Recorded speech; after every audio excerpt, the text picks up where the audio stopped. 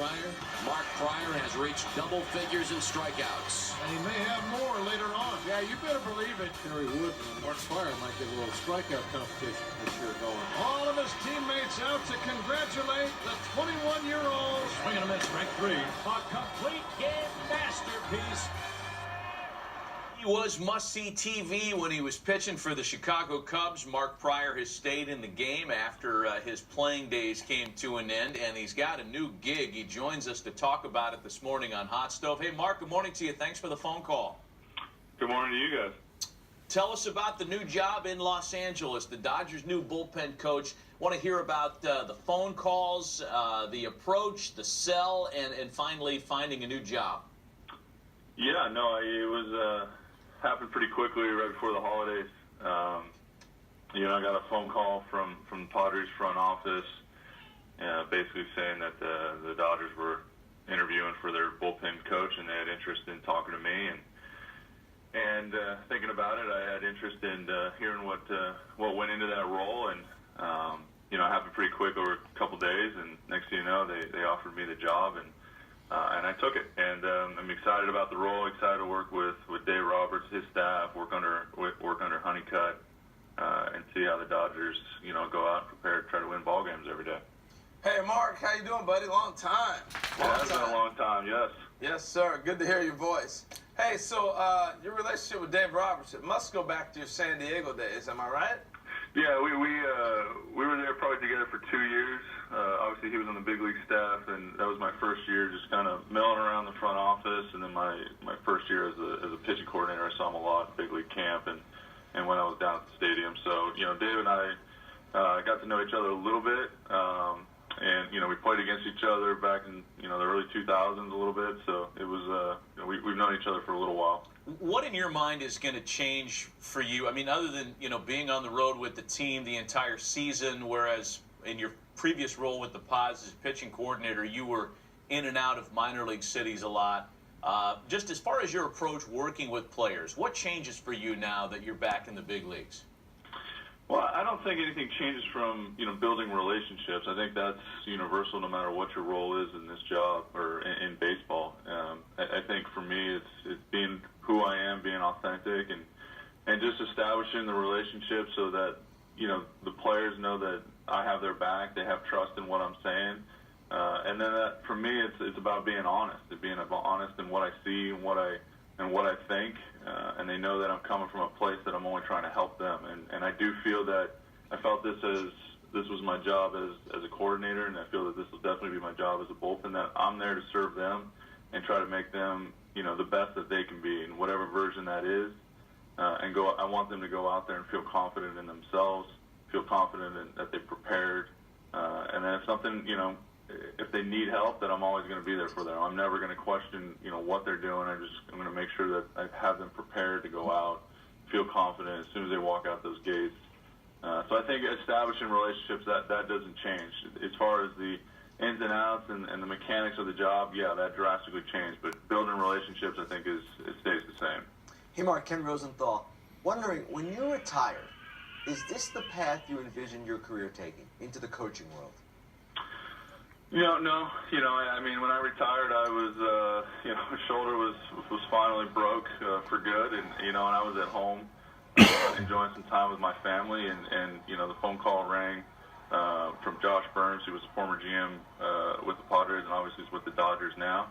And he just reached out and said, let's have a conversation. And once I started talking to him a little bit more and realized of all the things, he kind of gave me a little peek underneath the hood of what goes on, in the front office and things that you don't see as a player. And, it definitely intrigued me. And so for me, it's just been about learning and wanting to learn and wanting to help players and whatever I can to pass whatever my unique experiences were to other players, and hopefully that helps them in their career. That's really been my primary goal.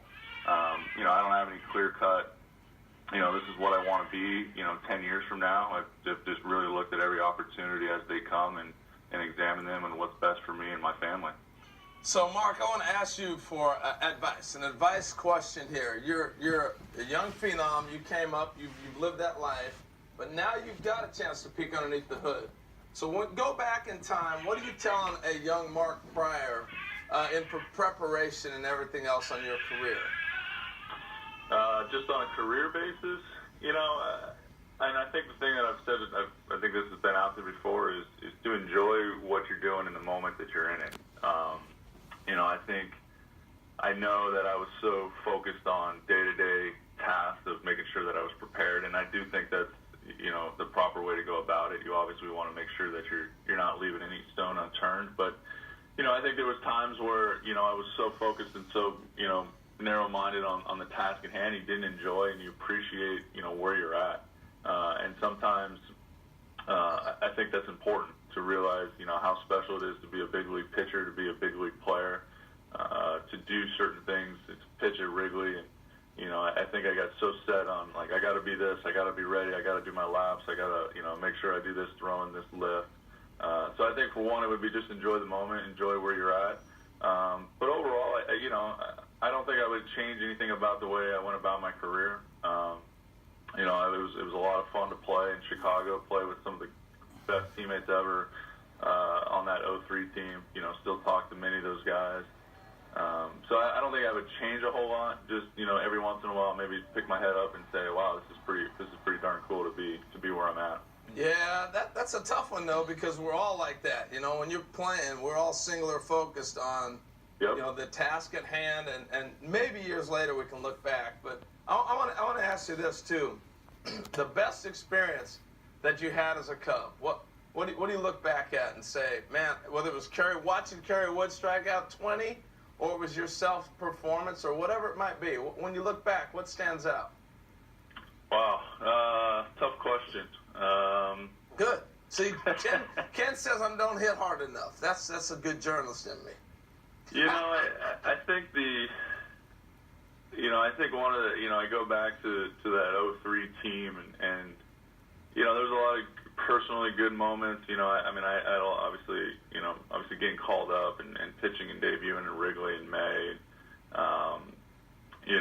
pitching in playoff games and stuff. But, honestly, I look back at that 03 team, and that, I think probably it's not one thing, it's that final week of the regular season where I think we were one game up and we were holding them off, and just guys picking each other up to, Sean Estes, pitching an unbelievable game, in Cincinnati, I think like on a Wednesday before the season was over, it was like 3 or 4 games left, to the doubleheader that we had against Pittsburgh on that Saturday to clinch, and the fans just cheering every time they saw the Brewers Houston score go up.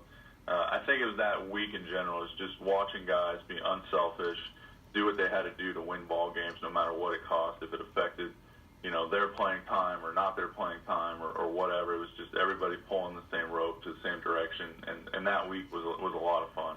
So here we are 15 years later, and I think you'd be the first one to agree that the philosophy behind pitching has changed pretty dramatically in a short period of time. You guys in 03, deeper into games, bullpen was important, but now, and the Dodgers probably best personify the team that's really brought us into this new era where, based on necessity, sometimes you go 3 or 4 innings with your starter by design and then turn it over to a Johnny Holstaff type game.